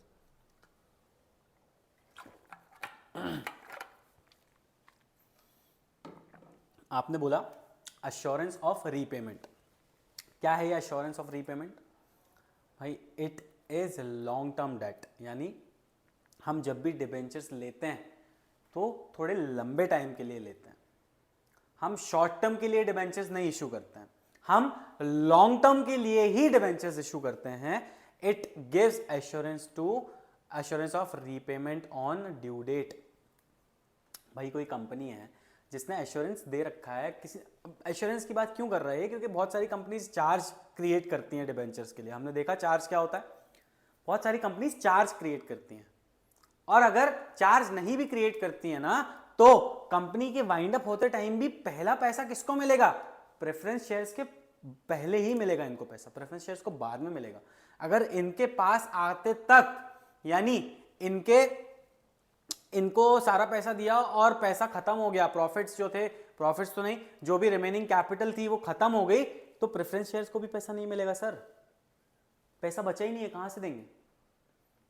हमने अल्टीमेटली देखा था कि प्रेफरेंस शेयर्स को कितना ही प्रेफरेंस दो आप, लेकिन वो हैं तो को ओनर्स ना, हैं तो को ओनर्स ना. ओनर्स की लाइबिलिटी एक्सट्रीम होती है. यहां पे हम जब भी लोन लेते हैं हमारा रिस्क बढ़ जाता है, क्योंकि हमारा अगर कल को प्रॉफिट नहीं हुआ तो डिबेंचर होल्डर्स या जिनसे हमने लोन लिया वो हमारा आगे गला पकड़ लेंगे, बोलेंगे हमारा इंटरेस्ट दे, हमको नहीं पता तेरा प्रॉफिट हो रहा है कि नहीं हो रहा है, हमको हमारे इंटरेस्ट से मतलब है. आपने बोला ठीक है सर. Assurance of repayment. अब ये एश्योरेंस ऑफ रीपेमेंट क्या है? इट इज लॉन्ग, अच्छा ये देख लिया ना, सॉरी. Next, interest. भाई interest is paid at fixed rate. हमने ये फिक्स्ड रेट अपने डिबेंचर सर्टिफिकेट में मेंशन करके रखा है. And at fixed interval. हमने डिसाइड किया है कि हम हर साल, एवरी ईयर आपको इंटरेस्ट देंगे. हर साल के इंटरवल में हम लोग इंटरेस्ट दे रहे हैं. और किस रेट से दे रहे हैं? हमने बोला हमारा 10% डिबेंचर है, हम 10% पे हमने आपको दिया है, तो 10% हम आपको इंटरेस्ट देंगे. कब कब देंगे? हर साल देंगे. ठीक है. Irrespective of the fact that company makes profit और not. See, told you, company का प्रॉफिट हो रहा है या नहीं हो रहा है हमको मतलब नहीं है. हम एज डिबेंचर होल्डर्स आपसे इंटरेस्ट वसूल करेंगे, हमको नहीं पता, बात खत्म। आपने बोला ठीक है, प्रॉफिट हो या ना हो आपको डिबेंचर होल्डर्स को इंटरेस्ट देना ही पड़ेगा। It is a fixed liability of a company, देना ही है, फिक्स्ड लाइबिलिटी है आपकी। ये आपका बोरोड फंड है, ये आपका ओन फंड नहीं है, ये आपका लोन फंड है। तो आपको पैसा देना ही है, आपको इंटरेस्ट इनको देना ही पड़ेगा, चाहे आपका प्रॉफिट हो या ना हो, ये आपकी फिक्स्ड लाइबिलिटी है सर। आपने बोला ठीक है। अब देखो पार्टीज रिलेटेड टू डिबेंचर्स, कौन कौन सी पार्टीज रिलेटेड है हमारे डिबेंचर्स से। सबसे पहले कंपनी है, क्योंकि पैसा तो कंपनी ही उठा रही है ना। उसके बाद हमारे डिबेंचर होल्डर्स हैं, पैसा तो यही दे रहे हैं ना सर।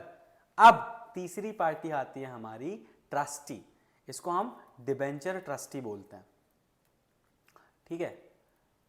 डिबेंचर ट्रस्टी ये क्या करता है, ये रिमेंबर, ये कंपनी ने एक डिबेंचर ट्रस्टी अपॉइंट किया है। मैंने आपको बताया था चार्ज क्रिएट करती है कंपनी, तो डिबेंचर होल्डर्स के हाथ में तो नहीं देती है, वो चार्ज देती है हमारे डिबेंचर ट्रस्टी के हाथ में।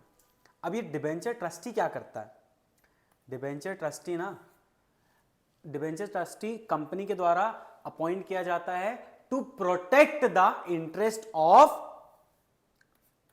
Appointed to protect the interest of debenture holders, debenture holders. आपने बोला कैसे इंटरेस्ट प्रोटेक्ट करेगा, कल को अगर कंपनी, मान लो कंपनी ने डिबेंचर होल्डर्स का पैसा नहीं दिया, इंटरेस्ट नहीं पे किया, तो ये डिबेंचर होल्डर्स जो है ना, ये डिबेंचर ट्रस्टी के पास आके बोल सकते हैं कि भैया वो चार्ज जो दिए कंपनी ने उसको बेचो और हमको हमारा पैसा दो। अगर कंपनी ने 500 से ज्यादा डिबेंचर्स इश्यू की है तो उसको मैंडेटरीली एक डिबेंचर ट्रस्टी अपॉइंट करना पड़ेगा। इट इज द लॉ कि आपने अगर 500 से ज्यादा डिबेंचर होल्डर्स से पैसा रेज किया है, अगर आपने 500 से ज्यादा डिबेंचर्स इश्यू किए हैं, तो आपको डिबेंचर ट्रस्टी को अपॉइंट करना पड़ेगा। When company is offering more than 500 people, you have to appoint a debenture trustee. और ये डिबेंचर ट्रस्टी क्या करेगा, उस चार्ज को अपने पास रखेगा, और कल को अगर कंपनी कोई डिफॉल्ट करती है, कल को अगर कंपनी टाइम पर इंटरेस्ट नहीं देती है, कल को अगर कंपनी मुकर जाती है, एक टाइम पीरियड खत्म हुआ उसके बाद कंपनी पैसा नहीं दे रही है उनको प्रिंसिपल अमाउंट, तो क्या करेगा हमारा डिबेंचर, वो प्रॉपर्टी जो चार्ज रखा है वो बेचेगा और पैसा बांट देगा हमारे डिबेंचर होल्डर्स को। अब ये डिबेंचर ट्रस्टी डिबेंचर होल्डर्स की मीटिंग करवाता है, इन लोगों से उनके वो पूछता है कि भाई आपके क्या एक्सपेक्टेशंस है कंपनी से, आपके इंटरेस्ट प्रोटेक्टेड है कि नहीं है, आपको इंटरेस्ट सही टाइम पे मिल रहा है कि नहीं है। तो डिबेंचर ट्रस्टी जो है वो डिबेंचर होल्डर्स के लिए मीटिंग भी कंडक्ट करवाता है। आपने बोला ठीक है। अब ये क्या हुआ, ये डिबेंचर ट्रस्ट डीड बनती है किसकी, एक कंपनी और डिबेंचर ट्रस्टी के बीच में। क्यों बनती है भाई, कंपनी के जो ऑब्लिगेशंस हैं उसमें वो सारी चीज़ें लिखी हुई होती हैं कि क्या क्या ऑब्लिगेशंस है कंपनी के, कि आपको इंटरेस्ट देना है, इतने इंटरवल में देना है, फिर इतने टाइम बाद आपको आपका प्रिंसिपल अमाउंट वापस करना है।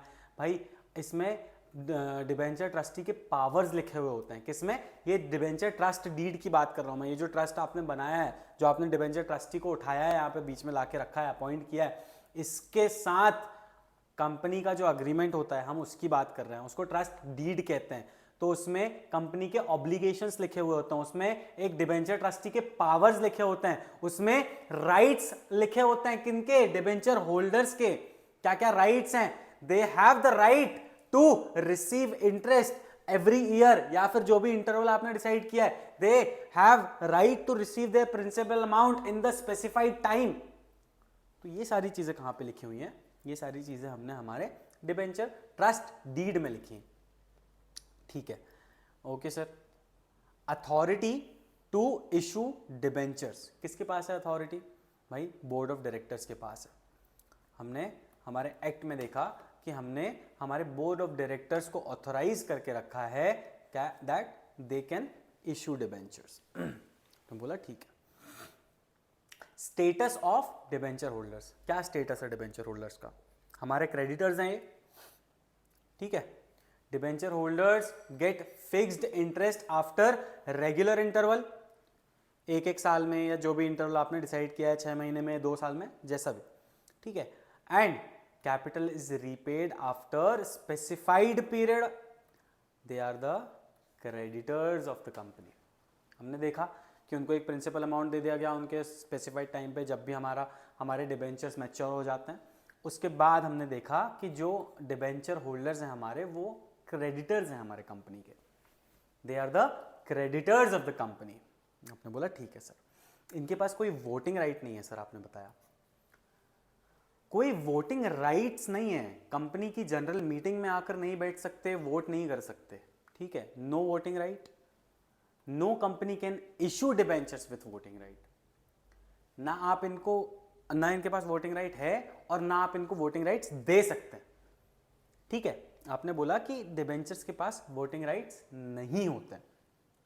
Security, generally debenture holders gate charge on assets of a company, यानी जनरली डिबेंचर होल्डर्स के पास एक चार्ज होता है। हमने देखा था वो building as a charge debenture trustee ने होल्ड कर रखी है कंपनी की, किसके लिए भाई? डिबेंचर होल्डर्स के लिए। कल को कंपनी डिफॉल्ट करे तो इसको बेच के इनका पैसा वापस कर दो। आपने बोला ठीक है, well and good. If company does not make payment of interest or repayment of capital, then debenture trustee on behalf of debenture holders sell such assets and repay the amount to debenture holders. Simple, sweet, basic, ठीक है। Issuer कौन कर रहा है issue? भाई private company भी कर सकती है, पब्लिक कंपनी भी कर सकती है। तो जो भी कंपनी डिबेंचर्स इशू कर रही है उसको हम इशूअर कंपनी कहते हैं। इधर इट्स प्राइवेट और it's public, it doesn't matter, any company can issue a debenture. आपने बोला ठीक है सर। डिबेंचर लिस्टिंग, भैया एक ना एक, कम से कम एक रिकॉग्नाइज्ड स्टॉक एक्सचेंज में आपके डिबेंचर्स लिस्ट होने चाहिए। लिस्टिंग का मतलब हमें पता है, हमने हमारे डिबेंचर्स को लिस्ट करवाया है। कहां पे? हमारे मार्केट पे। कौन से मार्केट पे? हमारे स्टॉक मार्केट पे। हमने देखा था सिक्योरिटीज में हम शेयर्स, डिबेंचर्स, बॉन्ड्स, सब चीजें कंसीडर करते हैं। Security is a wider term. तो ये जो सिक्योरिटी है, सिक्योरिटी मार्केट में लिस्टेड होनी चाहिए। आपने बोला हाँ। तो जो डिबेंचर है at least one recognise stock exchange में ये लिस्ट होना चाहिए। इधर इट्स बॉम्बे स्टॉक एक्सचेंज और it's national stock exchange. 2 recognise stock exchanges हैं हमारे इंडिया में, 2 हैं, उनमें से किसी एक में आपको लिस्टेड होना जरूरी है। आपने बोला ठीक है सर। अब ट्रांसफरेबिलिटी, आप अपने डिबेंचर्स बेच सकते हो। आपने बोला हाँ। अब अगर आपने स्टॉक पे लिस्ट करवा लिया है तो आप इजीली, फ्रीली ट्रांसफर कर सकते हो। मतलब आपके पास बायर भी है, आपके पास सेलर भी है, आप इजीली ट्रांसफर कर सकते हो। See, easy transferable through instrument of transfer. अब ये इंस्ट्रूमेंट ऑफ ट्रांसफर क्या है? It is a document use to transfer ownership. यानी कल को मैंने आपको डिबेंचर्स बेच दिए और फिर से आके बोल रहा हूं कि नहीं नहीं नहीं ये मेरे डिबेंचर्स हैं, I can not do that. I have done this transaction through instrument of transfer. ठीक है, मैंने इसमें अपनी ओनरशिप दे दी है of a property. Debentures are also my property, movable property. ठीक है, तो मैंने क्या किया है, मैंने अपनी प्रॉपर्टी की ओनरशिप आपको दे दी है through a instrument of transfer. ठीक है, it contains number of debentures, कितने नंबर्स हैं डिबेंचर्स के। भाई आपका नाम लिखा हुआ होता है इस इंस्ट्रूमेंट में, आपका और सामने वाली पार्टी का जिसको आप बेच रहे हो या जिससे आप खरीद रहे हो, एंड डेट ऑफ ट्रांसफर, किस डेट में आपने ट्रांसफर किया था। तो ये जो इंस्ट्रूमेंट होता है हमारा, इस इंस्ट्रूमेंट में ये सारी डिटेल्स होती हैं, सो दैट कल को आपके बीच में कोई कॉन्फ्लिक्ट ना हो, कल को आपके बीच में कोई वाद विवाद ना हो जाए, कोई आके खड़ा ना हो जाए कि नहीं मैंने नहीं बेचा था, ये मेरे शेयर्स। तो आपके पास एक प्रूफ रहता है, इट इज अ प्रूफ कि हाँ आपके बीच में ट्रांजैक्शन हुआ है और आपने अपने डिबेंचर्स जो हैं वो ट्रांसफर किए। मतलब ठीक है।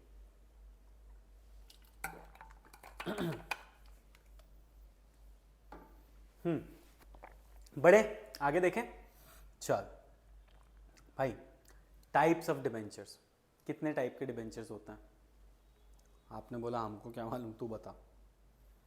देखो टाइप्स देखने वाले हैं, ध्यान से देखना, जरूरी चीज है, इंपॉर्टेंट टॉपिक आ सकता है ना। और कंसेप्चुअली क्लियर रखो इन सब चीजों को, क्योंकि ये अब हम जो पढ़ रहे हैं ना, ये चीजें वास्ट जरूर हैं लेकिन बहुत इंटरेस्टिंग है।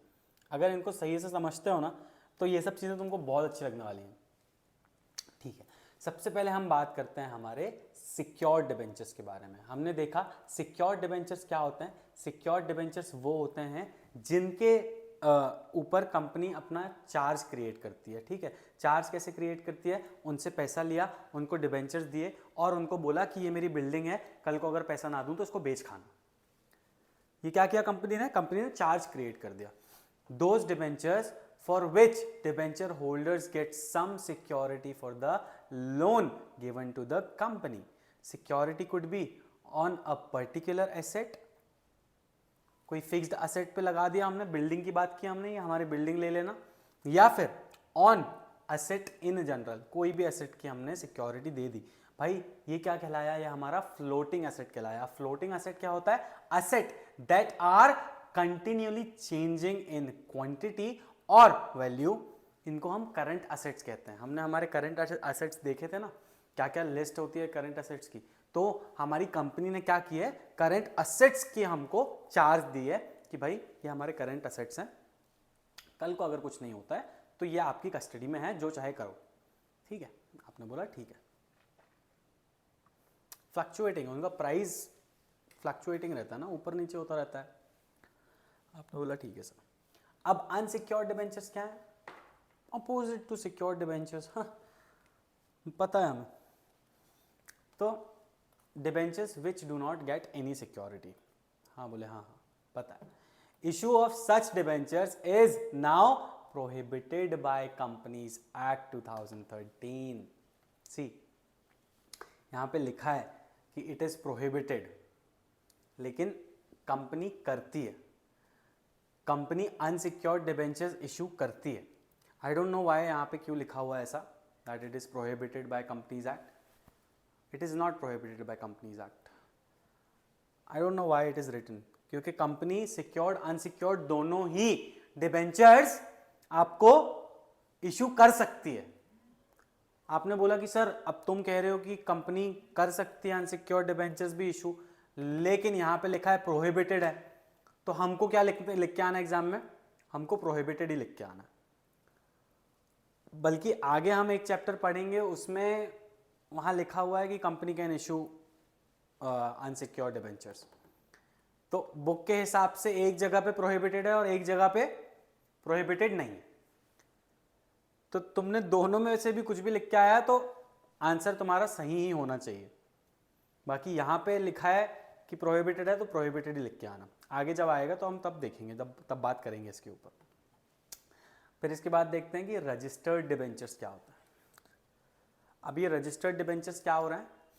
ये रजिस्टर्ड डिबेंचर्स वो डिबेंचर्स हैं जिनमें डिबेंचर होल्डर्स का नाम लिखा हुआ होता है, और इन्हीं डिबेंचर होल्डर्स का नाम हमारे कंपनी की बुक में यानी रजिस्टर्स ऑफ डिबेंचर होल्डर्स में भी लिखा होता है। भाई मैं कंपनी का शेयर होल्डर हूं, तो मेरा नाम कहां होता है?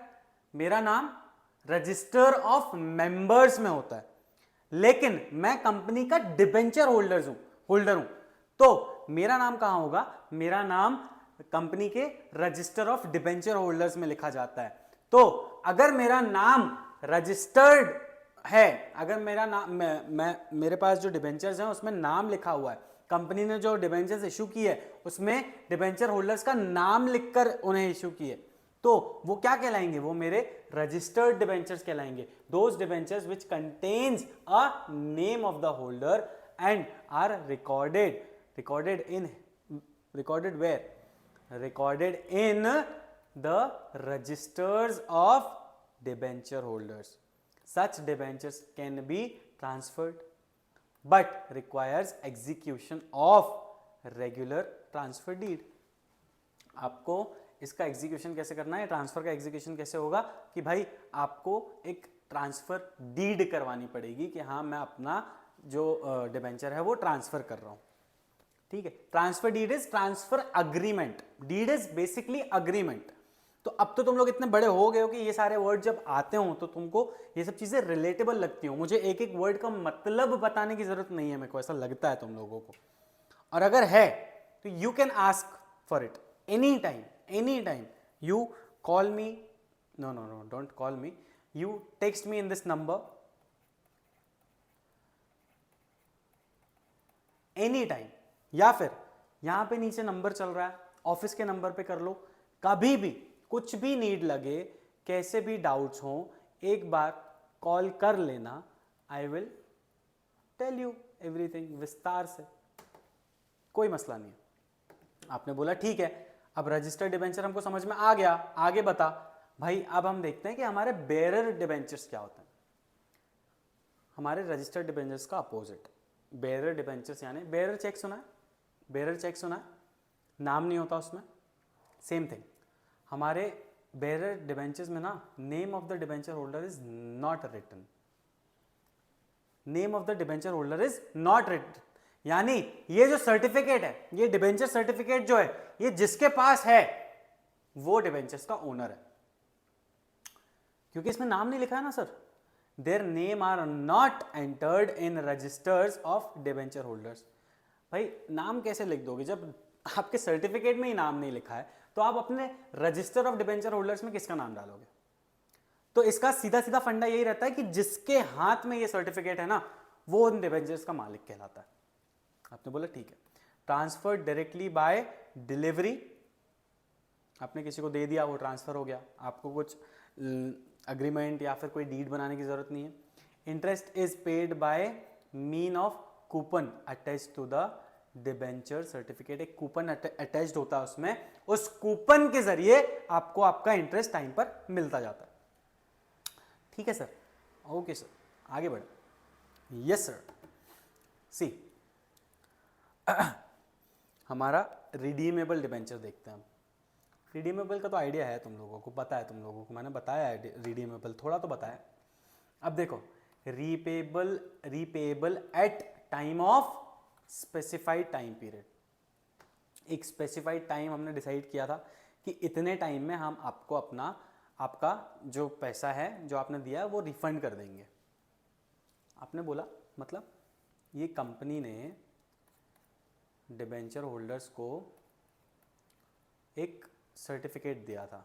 ठीक है, इस सर्टिफिकेट में लिखा था कि हम तुमको आज से 10 साल बाद क्या करेंगे, पैसा रीपे कर देंगे. अब ये कंपनी 10 साल तक इनको क्या दे रही है, 10 साल तक इंटरेस्ट दे रही है. और जब ये 10 साल खत्म हो गए तो इस 10वें साल के बाद उन्होंने क्या किया, ये पैसा रीपे कर दिया. क्या किया, पैसा रीपे कर दिया. इंटरेस्ट तो दे ही रहे थे ना 10 साल तक. अब हमारी मैच्योरिटी हो गई है, किसकी, हमारे डिबेंचर्स की मैच्योरिटी हो गई है. अब हम उनको रिडीम कर लेंगे, रीपे कर देंगे पैसा. आपने बोला ठीक है भैया. नेक्स्ट देखें, रीपेमेंट कैसे होगा. पूरा एक साथ दे दिया, कब, मैच्योरिटी के टाइम. ठीक है, या फिर इंस्टॉलमेंट में दिया during the term of debenture. हमने इंस्टॉलमेंट में थोड़ा पैसा दे दिया, इंटरेस्ट के साथ साथ ही दे दिया, या मैच्योरिटी पीरियड आने के पहले ही थोड़ा पैसा देके हमने खत्म कर दिया. तो इस तरह हम रीपे कर सकते हैं. ये कहाँ लिखा रहता है, ये हमारा ट्रस्ट डीड में सब कुछ, सारी डिटेल्स लिखी हुई रहती है. अब इररिडीमेबल, सी वही बात, not repayable during life time. कोई स्पेसिफाइड टाइम नहीं है. जब हमने हमारी ट्रस्ट डीड बनाई तब हमने कोई स्पेसिफाइड टाइम नहीं दिया. कि हम इनको कब रीपे करने वाले हैं या कब इनको रिडीम करने वाले हैं। तो अब इनका रीपेमेंट कब होगा, या तो वाइंडिंग अप के टाइम, या फिर कोई ब्रीच ऑफ कंडीशन है, या फिर कंटिंजेंसी अराइज। अभी कंटिंजेंसी क्या होता है, अनसर्टेनिटी, ठीक है। अब ये ब्रीच ऑफ कंडीशंस क्या हो सकती हैं भाई, कंपनी ने ना आपके फंड्स का मिसयूज किया है, आपको बताया कुछ और उनको उस फंड को लगाया कहीं और। आपसे बता के लिया था कि हम ये प्रोजेक्ट में पैसा डालने वाले हैं, आपको लगा कि भाई ये प्रोजेक्ट जो है वो सक्सेसफुल है, हमको अच्छे रिटर्न्स मिलेंगे, और कंपनी ने वो पैसा कहीं और ही लगा दिया। तो इस टाइम पे आपने क्या किया, आपने ब्रीच ऑफ कंडीशन की है, आपने कंडीशन का ब्रीच किया है, यानी आपने कंडीशन तोड़ी है। जो कंडीशन में आपने पैसा उठाया था वो कंडीशन आपने फुलफिल नहीं की, तो आपको रीपे करना पड़ेगा। भाई आपने इंटरेस्ट पेमेंट में डिफॉल्ट कर दिया, 1 साल 2 साल 3 साल से इंटरेस्ट ही नहीं दिया हुआ, तो आपको क्या करना पड़ेगा, पूरा पैसा रीपे करना पड़ेगा। डिबेंचर ट्रस्टी के पास जाएंगे और बोलेंगे कि भाई हमको नहीं पता, हमको हमारा पैसा वापस चाहिए। भैया चेंज इन बिजनेस एक्टिविटी, आपने अपनी बिजनेस एक्टिविटी ही चेंज कर दी। आप मैन्युफैक्चरिंग का काम कर रहे थे, आपने मैन्युफैक्चरिंग को बंद करके आपने रिटेल का काम शुरू कर दिया, तो आपको अपना पैसा रीपे करना पड़ेगा, ठीक है। फिर इसके बाद कोई कंटिंजेंसी आ जाती है, कंटिंजेंसी यानी कोई अनसर्टेनिटी आ जाती है। भाई आपका कंट्रोल ही चेंज हो गया, मान लो रिलायंस कंपनी की मेजर स्टेक्स जो हैं, मेजर जो होल्डिंग है, मेजर जो ओनरशिप है वो किसके पास है, मुकेश अंबानी के पास है। अब कल को मुकेश अंबानी ने अपनी सारी शेयर होल्डिंग किसी और को बेच दी, मान लो एलन मस्क को बेच दी। अब क्या हुआ, हमारे मैनेजमेंट में कंट्रोल चेंज हो गया ना भाई, कंट्रोल किसी और के हाथ में आ गया। We have change in control किसी और के हाथ में आ गया। तो यहां पे इस बंदे को क्या करना पड़ेगा, आपके डिबेंचर होल्डर्स को रीपेमेंट करना पड़ेगा। डिबेंचर होल्डर्स ने खुद रिक्वेस्ट की है कि भैया हमारा पैसा वापस दे दो, तो उस टाइम पे भी रीपेमेंट हो सकता है। या फिर आपने वॉलंटरीली सोचा कि यार हम चाह रहे हैं कि आपको आपका पैसा पूरा रीपे कर दे। हम इतनी बात क्यों कर रहे हैं इस बारे में, क्योंकि हम बात कर रहे हैं इररिडीमेबल प्रेफरेंस शेयर्स की, सॉरी इररिडीमेबल डिबेंचर होल्डर्स की, ठीक है। यस सर, बढ़ो आगे। Convertible debentures as same as convertible preference shares, मतलब कंसेप्ट वो उसका सेम है कि डिबेंचर्स से आप थोड़े टाइम में क्या हो जाएंगे, इक्विटी पे कन्वर्ट हो जाएंगे। आपने बोला ठीक है, issue of such debentures must be approved by special resolution, यानी आपके कंपनी के मेंबर्स ने, आपके शेयर होल्डर्स ने 75% शेयर होल्डर्स ने आपको अप्रूव किया है कि हाँ ठीक है चलो दे दो, ऐसे डिबेंचर्स दे दो। क्यों अब आप समझो कि जब ये डिबेंचर्स कन्वर्ट होंगे इक्विटी में, जब ये डिबेंचर्स इक्विटी में कन्वर्ट होंगे तो जो एग्जिस्टिंग शेयर होल्डर्स हैं उनका कंट्रोल कम होगा कि नहीं होगा। शेयर कैपिटल तो बढ़ रही है ना कंपनी की, क्योंकि इक्विटी आ रही है। अपना डिबेंचर्स का पैसा कहां कन्वर्ट हो जा रहा है, हमारा इक्विटी में, कैपिटल में। लेकिन जो एग्जिस्टिंग शेयर होल्डर्स हैं इनका कंट्रोल तो कम हो गया ना सर, क्योंकि नए इक्विटी शेयर होल्डर्स आ गए कंपनी में। तो इसीलिए हम यहाँ पे एग्जिस्टिंग शेयर होल्डर्स का अप्रूवल लेते हैं, वो भी कौन सा भाई, स्पेशल रेजोल्यूशन पास करना पड़ता है हमें। They get equity shares at lower rates than the market. जब भी वो कन्वर्ट होते हैं तो उन्हें इक्विटी शेयर्स जो हैं वो कम रेट में मिलता है। आपने बोला ठीक है सर। नॉन कन्वर्टेबल, जो इक्विटी में कन्वर्ट नहीं होते, रिडीम ऑन मैच्योरिटी, उनके मैच्योरिटी के टाइम जब भी वो मैच्योर हो जाते हैं, जब भी उनका स्पेसिफाइड टाइम जो लिखा है वो खत्म हो जाता है, हम उनको रिडीम कर लेते हैं, वो कन्वर्ट नहीं होते। They are disadvantageous in case of which they do not get any appreciation in value। यार of course यार थोड़ा तो disadvantageous होगा ना, उन लोगों को अप्रिसिएशन नहीं मिल रहा ना यार कोई। मतलब देखो ना, यहाँ पे अगर हम कन्वर्टेबल डिबेंचर्स की बात करें तो कन्वर्टेबल डिबेंचर्स को तो इक्विटी मिल गई, लेकिन नॉन कन्वर्टेबल डिबेंचर्स जो हैं उन लोगों को तो एक प्रॉपर एक जितना इंटरेस्ट मिलना उतना इंटरेस्ट मिल रहा है और एक टाइम पे प्रिंसिपल अमाउंट वापस हो जाएगा। तो ये थोड़ा सा डिसएडवांटेजेस होता है विज़ हमारा कन्वर्टेबल इक्विटी शेयर्स। आपने बोला ठीक है। अब हम हमारा नेक्स्ट टॉपिक स्टार्ट कर रहे हैं which is public deposit. Public deposit पता है, डिपॉजिट सबको पता है, डिपॉजिट सब जानते हैं क्या होता है। आपने बोला हाँ हमको पता है, चल बता आगे आओ, तू भी बता दे एक बार। बताने के लिए ही आया हूँ, टेंशन मत लो, सब बताऊंगा तुम लोगों को। सी, अब पब्लिक डिपॉजिट की अगर हम बात करें तो ये जो बैंक्स हैं ये बहुत प्रीडोमिनेंट है। प्रीडोमिनेंट है मतलब पैसे लेन देन का जो काम है इनका मेन काम वही है ना, बोरोइंग एंड लैंडिंग मनी। क्या करते हैं भाई, कम रेट में बोरो करते हैं और ज़्यादा रेट में लैंड कर देते हैं। वैसे ही एक कंपनी को जब बैंक लोन देता है तो वो इंटरेस्ट यूजुअली हाई चार्ज करता है। मान लो 12% चार्ज कर रहा है ये बैंक किसी कंपनी को, ठीक है, और इस कंपनी को क्या दे रहा है, लोन दे रहा है, और कंपनी से इंटरेस्ट कितना ले रहा है, 12% ले रहा है। और वहीं पे हमारी जनरल पब्लिक जो है, जो पैसा डिपॉजिट करती है, मान लो फिक्स डिपॉजिट किया है, एफडी वगैरह कर रखी है, उनको कितना दे रहा है, ये 6% दे रहा है। ले कितना रहा है कंपनी से, 12% ले रहा है, इनको दे कितना रहा है, 6% दे रहा है। तो ये जो इसका 6% का डिफरेंस है ये इसका प्रॉफिट है। आपने बोला हाँ सर 6% बचा लिया इसने। तो अब समझो यहाँ पे प्रॉब्लम क्या है, यहाँ पे इंटरेस्ट रेट ज़्यादा लग रहा है किसको, कंपनी को।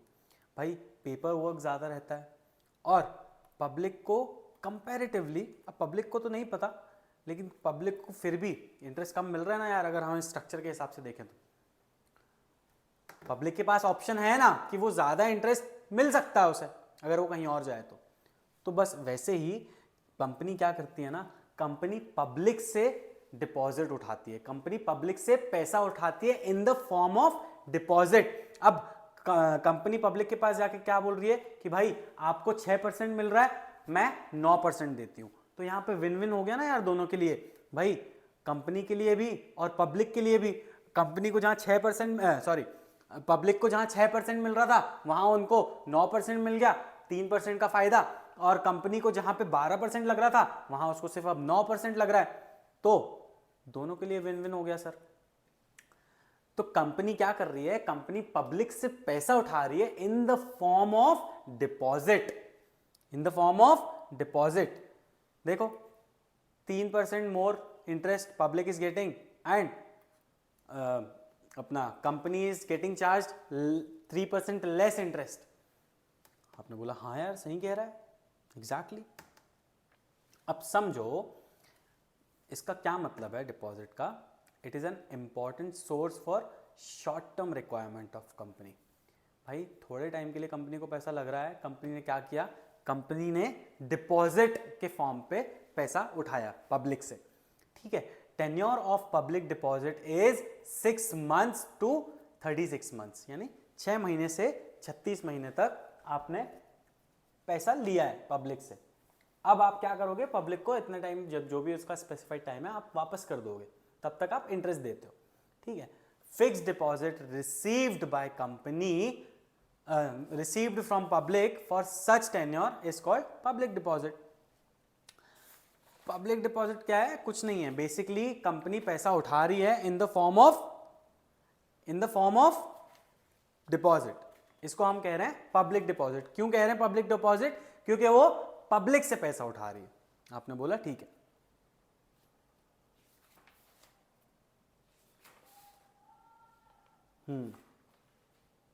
बढ़े आगे, चलो भाई बढ़ते हैं। Company pays interest to public on such deposit, यानी ये जो पैसा कंपनी पब्लिक से उठा रही है, ये जो डिपॉजिट कंपनी पब्लिक से ले रही है, इस पे वो उनको क्या देती है, उनको इंटरेस्ट देती है। Company issues deposit receipt. हमने देखा था हमारे डिबेंचर्स के केस पे कंपनी डिबेंचर्स होल्डर्स को डिबेंचर सर्टिफिकेट दे रही थी। यहां पर कंपनी पब्लिक से डिपॉजिट के फॉर्म में पैसा उठा रही है और उनको क्या दे रही है, डिपॉजिट रिसीट दे रही है। हमने बोला ठीक है, it is an acknowledgement in which all the terms are mentioned. जो भी टर्म्स एंड कंडीशंस हैं जो हमने देखी थी, टर्म्स एंड कंडीशंस यूजुअली जो भी होती हैं वो हम हमारे डिपॉजिट रिसीट में लिखते हैं। Public deposits are either secured और अनसिक्योर्ड। आपने बोला कि भाई या तो कंपनी ने कोई सिक्योरिटी दे रखी है या फिर सिक्योरिटी नहीं दे रखी है। डिपॉजिट जो भी लिया है, जो भी पैसा रेज किया है डिपॉजिट के फॉर्म पे, उसके अगेंस्ट पे, ठीक है। अब डेफिनेशन क्या है, हमारे डिपॉजिट की डेफिनेशन क्या बोलती है? कंपनीज एक्ट के हिसाब से deposit includes any receipt of money, यानी कोई भी ऐसा पैसा जो आप रिसीव कर रहे हो, किसके फॉर्म में? By the way of deposit, by the way of loan और इन एनी अदर फॉर्म। कोई भी ऐसा डिपॉजिट, मेरे शब्दों पे ध्यान दो, deposit includes any receipt of money. Deposit includes any receipt of money जो आप रेज कर रहे हैं बाय वे ऑफ डिपॉजिट या लोन या फिर कोई और अदर फॉर्म। इसको हम क्या बोलते हैं? डिपॉजिट बोलते हैं, ठीक है सर।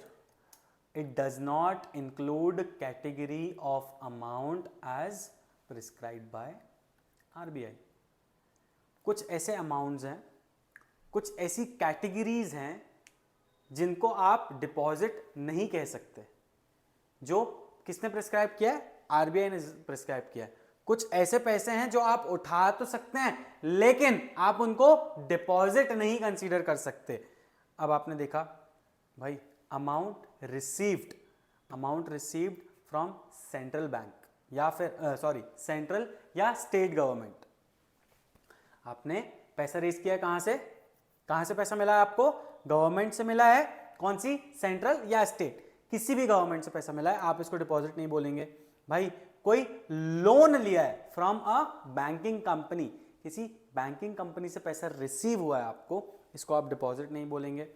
फ्रॉम फॉरेन गवर्नमेंट या फिर international bank, no deposit. By company from other company, किसी कंपनी ने किसी और कंपनी से पैसा लिया है, डिपॉजिट नहीं है, पब्लिक डिपॉजिट नहीं है। पब्लिक डिपॉजिट क्यों बोल रहे हैं हम? क्योंकि हम पब्लिक से पैसा रेज कर रहे हैं सर, हमने पब्लिक से पैसा रेज किया इसलिए हम इसको पब्लिक डिपॉजिट बोल रहे हैं। आपने बोला ठीक है। Amount received in trust, company अगर कोई ट्रस्ट है, अगर किसी ट्रस्ट ने पब्लिक से भी पैसा रेज किया ना, तो उसको हम डिपॉजिट नहीं बोलते हैं, क्योंकि ट्रस्ट में लोग अक्सर अपने गुड फेथ से पैसा देते हैं, ठीक है। ट्रस्ट जो है, ट्रस्ट नॉन प्रॉफिटेबल ऑर्गेनाइजेशन होता है। नॉन प्रॉफिटेबल ऑर्गेनाइजेशन होता है मतलब प्रॉफिट नहीं कमा सकता, प्रॉफिट जितना चाहे कमा सकता है, बस अपने मेंबर्स में डिस्ट्रीब्यूट नहीं कर सकता, ठीक है। इसीलिए ट्रस्ट में कोई भी पैसा आ रहा है उसको हम डिपॉजिट नहीं कंसीडर करते हैं, क्योंकि डिपॉजिट के रिटर्न में हम इंटरेस्ट दे रहे हैं। इतना तो समझ में आया हमको कि डिपॉजिट के रिटर्न में हम लोग उनको इंटरेस्ट दे रहे हैं। तो अगर कोई ट्रस्ट पैसा लेता है पब्लिक से, तो हमको यह भी पता है कि ट्रस्ट में, नॉन प्रॉफिट ऑर्गेनाइजेशंस में, हम अपना प्रॉफिट डिस्ट्रीब्यूट नहीं कर सकते हैं किसी भी फॉर्म में। तो इसीलिए ट्रस्ट में जो भी पैसा आ रहा है उसको हम डिपॉजिट नहीं कंसीडर करते हैं। Amount received by way of subscription of shares और डिबेंचर्स। आपने बोला कि आपने पब्लिक से पैसा उठाया जरूर, लेकिन किस फॉर्म में उठाया? या तो शेयर्स के फॉर्म में उठाया, शेयर्स सब्सक्राइब करवाए, या फिर डिबेंचर्स के फॉर्म में उठाया। तो आप ऐसे डिपॉजिट क्यों बोल रहे हो? फिर आप डिपॉजिट नहीं बोल सकते। आपने बोला ठीक है। या फिर अमाउंट आपने रेज किया है बाय इशूइंग कमर्शियल पेपर। अब ये कमर्शियल पेपर क्या होता है? या देखो, समझो, कमर्शियल पेपर ना यूजुअली गवर्नमेंट इशू करती है। कब करती है? जब हमारा बजट आता है। सबको पता है, यूनियन बजट पता है कि अपना गवर्नमेंट जो है वो अपना बजट बताती है इस साल का, कि हमारा इतना बजट है, इतने पैसे हैं हमारे पास और यही एक्टिविटीज हमें परफॉर्म करना है। तो जब साल का आखिर आ जाता है ना, तो बजट में पैसा खत्म हो जाता है, गवर्नमेंट के पास पैसा ही खत्म हो जाता है, डेफिसिट हो जाता है, मतलब पैसा नहीं बचता गवर्नमेंट के पास। तो गवर्नमेंट क्या करती है ना, गवर्नमेंट थोड़े टाइम के लिए कमर्शियल पेपर्स इशू करती है। कमर्शियल पेपर्स के थ्रू पब्लिक से पैसा रेज करती है और उनको बदले में इंटरेस्ट देती है, हायर रिटर्न्स देती है, व्हाटसोएवर। अपना काम नहीं है, लेकिन गवर्नमेंट इशू करती है। क्यों? क्योंकि उनके पास डेफिसिट हो जाता है, उनके पास ऐसा पैसा नहीं बचता है बजट का, तो वो कमर्शियल पेपर्स के थ्रू पैसा रेज करती है, वो होता है commercial. It is short term money market instrument, short term money market instrument है, used by corporations, financial institutions and governments to raise funds for short term finance needs. Short term finance need रहती है ना, फिर जैसे ही अगले साल नया budget आता है गवर्नमेंट पैसा वापस कर देती है। आपने बोला ठीक है, या फिर बाय इशू ऑफ बॉन्ड, आपने बॉन्ड इशू करके पैसा रेज किया है तो आप इसको पब्लिक डिपॉजिट मत बोलो। आपने बोला ठीक है। अब हमारा नेक्स्ट टॉपिक स्टार्ट हो रहा है विच इज बॉन्ड। देखो ये अभी स्टार्ट करेंगे तो क्लास लंबी खिंच जाएगी और फिर तुम लोगों को बोर होने लगेगा, that I do not want. अगली क्लास में देखेंगे कि बॉन्ड्स क्या होते हैं, डिटेल डिस्कशन करेंगे, उसके बाद हमारी आज की सभा को हम समाप्त करते हैं। So till then peace out babies and love you all. चलो बाय बाय।